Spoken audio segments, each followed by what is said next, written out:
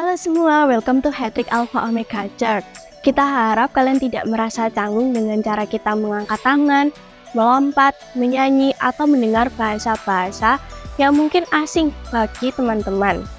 Karena kami percaya bahwa lagu dapat membangkitkan iman dan itu merupakan ekspresi kita mengasihi Tuhan. Alpha Omega Church adalah tempat orang yang tidak sempurna. Jadi kalau di antara Anda ada yang punya kawan atau keluarga yang tidak sempurna, Anda bisa ajak mereka untuk bersama-sama terhubung lewat ibadah online maupun hadir di ibadah onsite. Di Alpha Omega Church kita berusaha membangun suasana yang antusias dan semarak dalam setiap ibadah, baik onsite maupun online. Sehingga kita sangat mengajak Anda untuk berpartisipasi dan responsif dalam ibadah ini. Feel free untuk ikut bertepuk tangan, mengangkat tangan, tersenyum, dan menikmati apa yang sedang berlangsung. Berikut ini beberapa informasi yang baik untuk kita perhatikan. Ibadah raya setiap hari Minggu di 2 kali ibadah jam 8 dan jam 10 pagi. Ibadah Hattrick setiap hari Sabtu jam 6 sore atau bisa kunjungi YouTube Alpha Omega Church setiap hari Minggu jam 7 pagi. Jangan lupa untuk subscribe, like, komen, dan share ke teman-teman kita. Acara yang paling kita tunggu-tunggu tahun ini ada lagi, apalagi kalau bukan retret. Retret akan diadakan tanggal 16 sampai 17 Juni 2024 di Villa Hermon Pacet. Biaya pendaftaran sebesar Rp300.000 per orang. Untuk anak-anak di bawah 7 tahun, pendaftaran sebesar Rp150.000 per anak. Pendaftaran sudah dibuka paling lambat tanggal 30 April. DP pendaftaran sebesar Rp20.000 ya. Pendaftaran bisa dilakukan melalui PKS masing-masing atau bisa menghubungi nomor Ibu Lili di bawah ini. Jangan lupa join ya.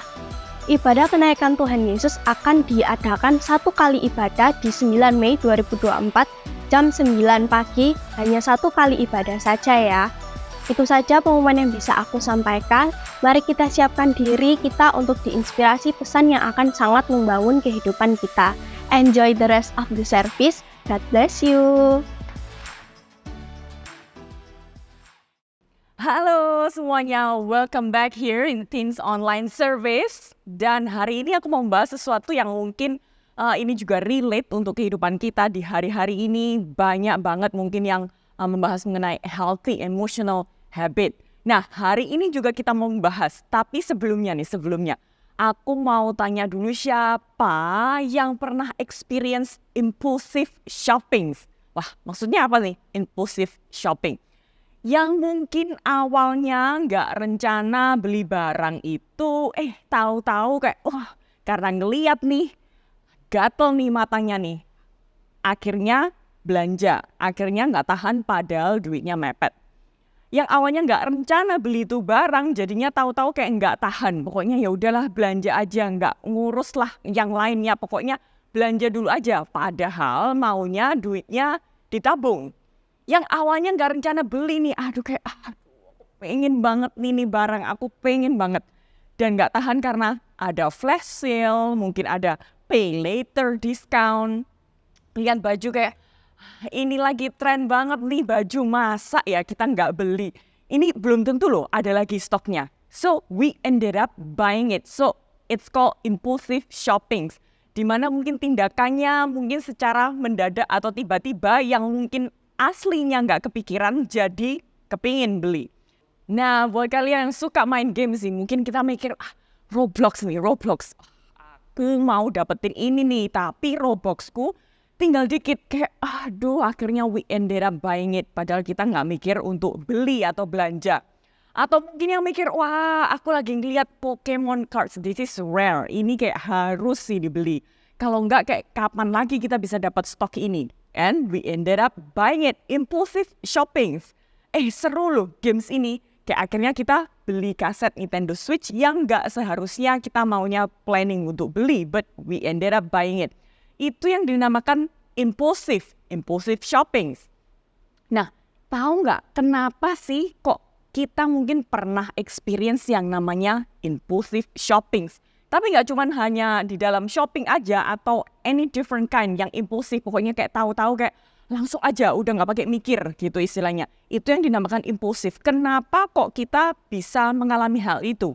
Karena ternyata gini nih, kita perlu simak dan dengerin banget nih satu kalimat ini. Our emotions are the slaves to our thoughts, and we are the slave to our emotions.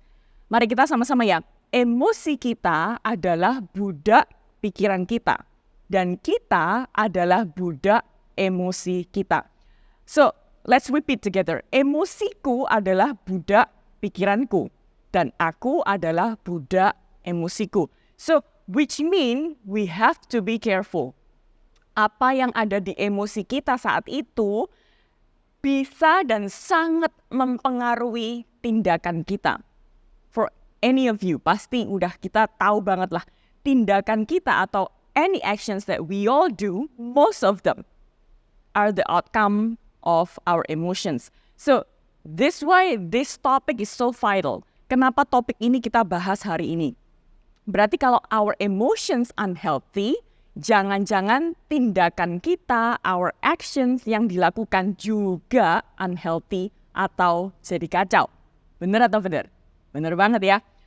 For those of you nih yang K-pop fans, Moonbin Astro, last year, 2023, dia dikabarkan is a bad news ya, dead because of suicide. Nah, waktu kita dengar berita-berita yang mungkin kok kayaknya yang ini suicide, yang ini meninggal dan lain sebagainya dengan cara yang mungkin nggak seharusnya, bukan naturally, kita langsung mikir nih, berarti emosinya mungkin lagi kacau ya, emosinya unstable, emosinya unhealthy, something wrong with their emotion, ya nggak? Karena tindakan or any actions that we all do, most of them are the outcome of our emotions. Jadi kita harus hati-hati, 100% harus hati-hati. Ini very vital for you guys. Nah, kalau emosi kita cenderung kacau, itu bisa membuat hati kita akhirnya jadi merasa khawatir, pikiran kita jadi kayak mungkin kacau, marah, mungkin juga bisa self-pity, mengasihani diri kita sendiri, atau mungkin kita merasa kayak nggak puas. Nah, kita harus ingat ini nih. Welcome to the gift of being human. Maksudnya gimana?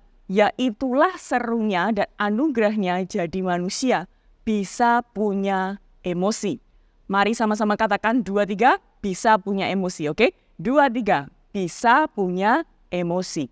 Nah, so welcome to the gift of being human. So it's very natural kalau kita itu bisa punya pikiran yang kacau, kadang khawatir, karena kita punya emosi. So it's okay. Nah, this is the things that we have to know. Yang pertama, God created your emotion. Mari sama-sama ucapkan 2, 3. God created your emotion. Nah, hal terpenting yang kita harus tahu bahwa Tuhan itu ciptakan manusia dengan akal, emosi, dan kehendak. Sekali lagi, katakan akal, emosi, dan kehendak. Nah, berarti kalau emosi kita kadang itu mungkin membuat kita merasa khawatir dan lain sebagainya, jangan kita justru menganggap diri kita itu aneh kalau emosi kita sedang kacau.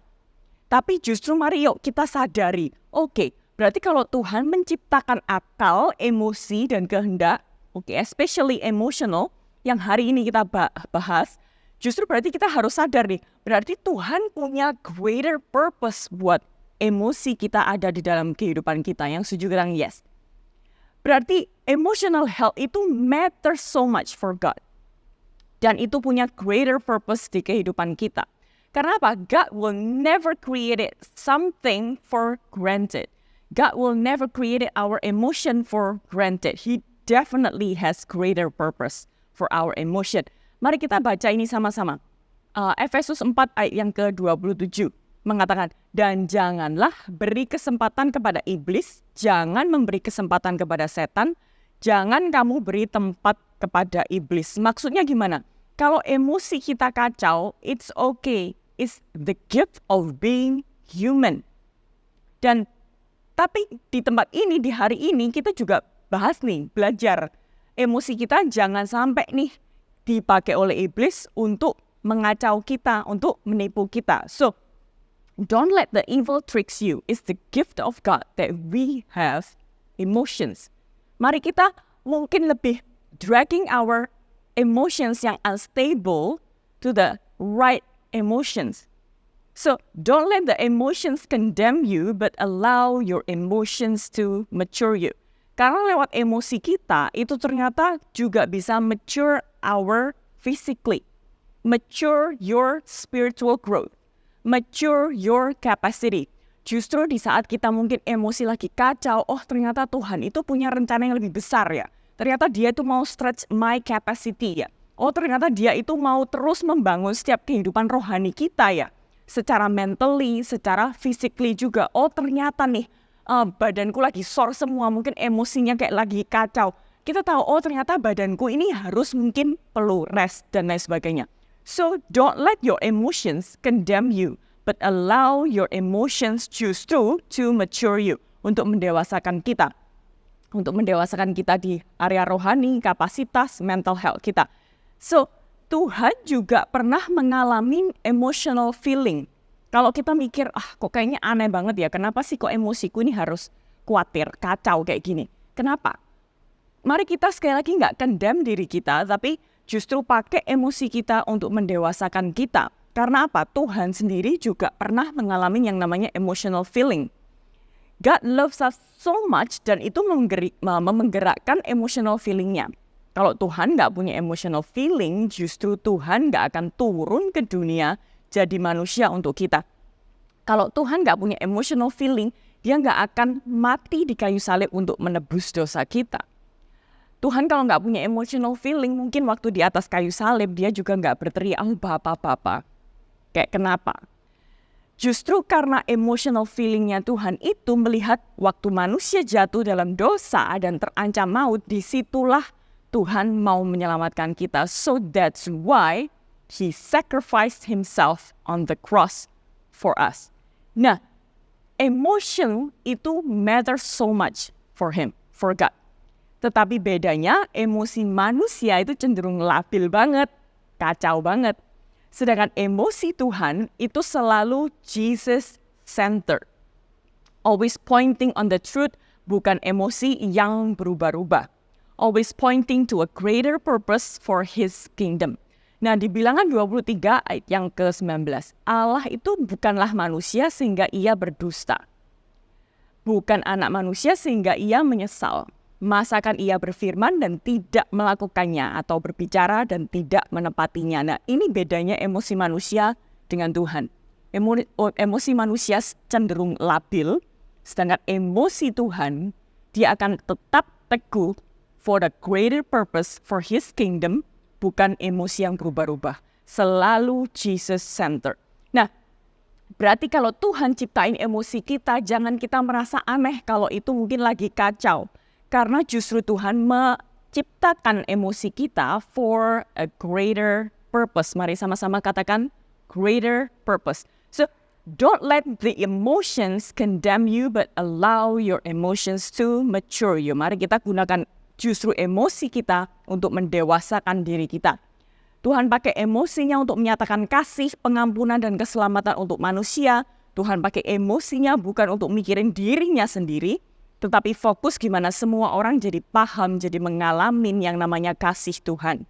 Nah, mari kita juga fokus dragging our mungkin negative emotions kita untuk kepada mikirin tentang orang lain, mungkin mengasihi orang lain just like what Jesus did. Untuk berbelas kasih dan mengasihi orang lain, untuk menjembatani orang lain to salvation. Dan yang kedua kita harus paham, Tuhan itu our cornerstone. Mari sama-sama katakan, God is your cornerstone. Nah, di Yesaya 41 ayat yang ke-10 mengatakan, do not fear, for I am with you. Do not anxiously look about you, for I am your God.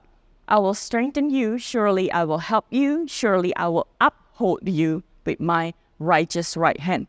Jadi Tuhan bilang, jangan takut.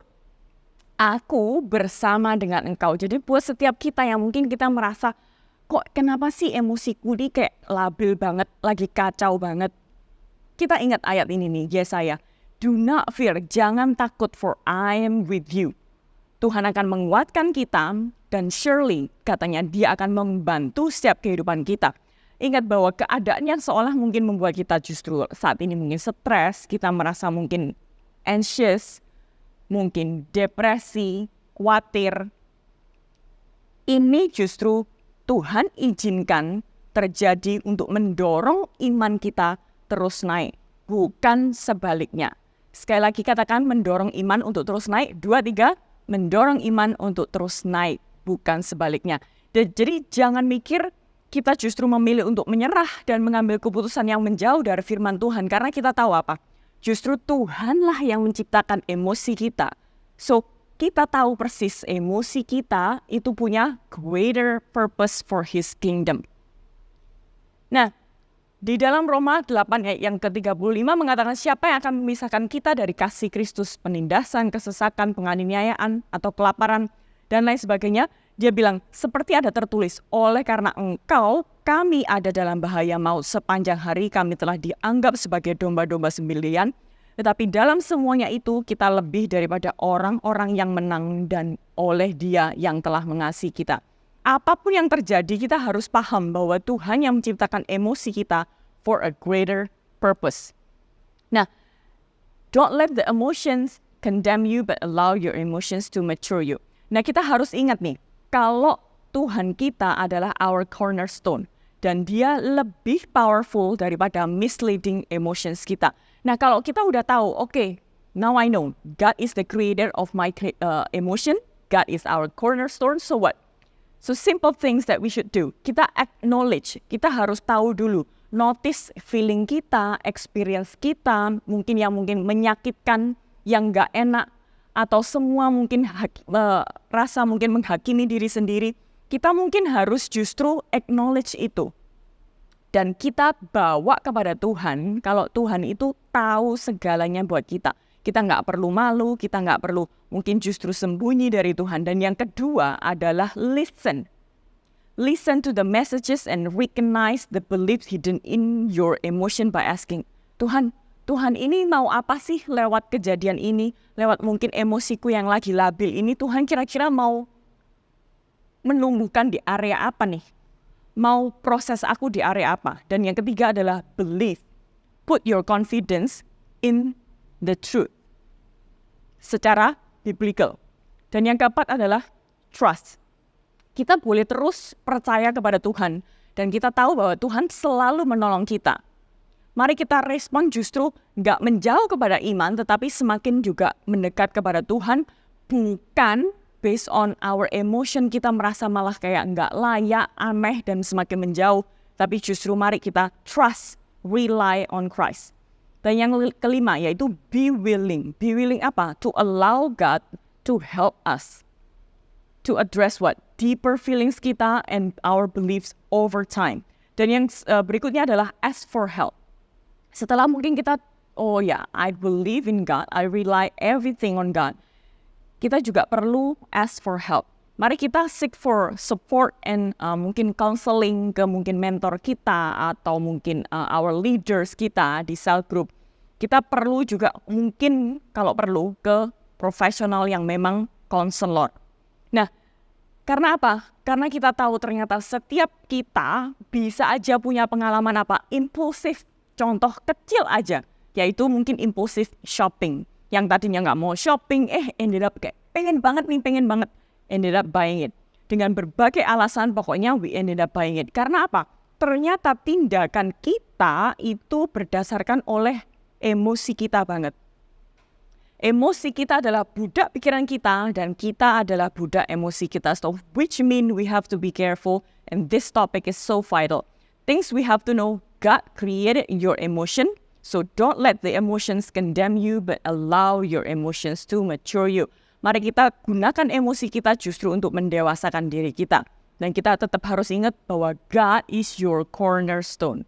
Dan simple things, simple steps yang kita bisa lakukan yaitu acknowledge. Mari kita ketahui dulu kenapanya. Dan yang kedua, listen. Yang ketiga, believe. Yang keempat, trust in God, rely on God. And be willing untuk terima masukan, bantuan. Dan yang keenam, ask for help. Jangan malu, it's okay. Kalau kita bisa minta mungkin konselor atau leader kita mungkin di keluarga ataupun di gereja, siapapun itu yang bisa membantu kita secara lebih baik lagi. So, jangan lupa kita beneran mau membahas nih, gimana healthy emotional habit ini sangat-sangat penting, apalagi in these days. Kita semua melihat banyak berita-berita yang nggak baik. Dan di hari ini, kami semua kita mau berdoa untuk setiap kita generasi. Yuk, mari sama-sama kita berdoa. Tuhan, terima kasih buat hari ini.